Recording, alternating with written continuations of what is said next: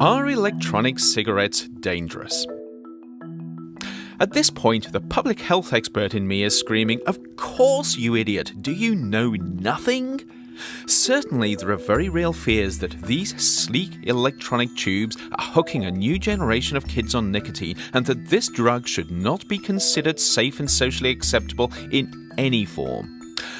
But, as with most things, reality is a little more complex. Electronic cigarettes are primarily designed to get nicotine into your body via your lungs, without many of the downsides of conventional cigarettes.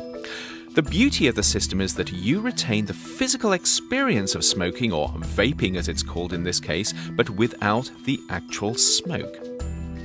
E-cigarettes use a liquid such as glycerin, into which ingredients like nicotine and even flavorings are dissolved. When you take a puff, this liquid is vaporized on a hot wire and forms a cloud of fine particles that, when inhaled, penetrate deep into your lungs. The good news for smokers is that electronic cigarettes don't produce many of the harmful compounds that burning tobacco does, and you get less harmful side stream smoke that regular cigarettes produce. So at first blush, e-cigarettes look like a great way to get your nicotine hit.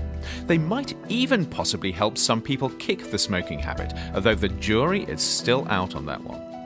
But vaping on an e-cigarette still means pumping your bloodstream full of a toxic substance.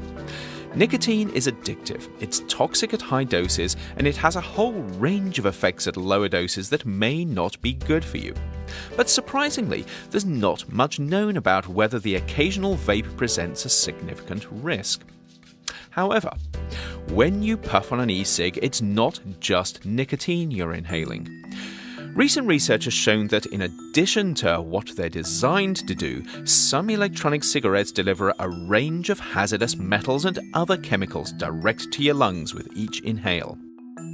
Admittedly, these only seem to be present at very low levels, probably too low to be dangerous in most cases.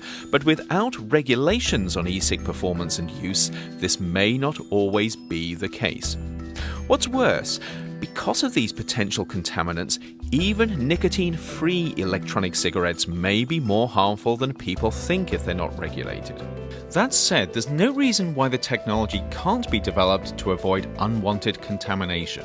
The trouble is, while agencies like the US Food and Drug Administration can potentially regulate e-cigs on the basis of their nicotine content, it's not quite so clear how much jurisdiction they have over other substances that may be in your e-puff, whether they're intended to be there or not.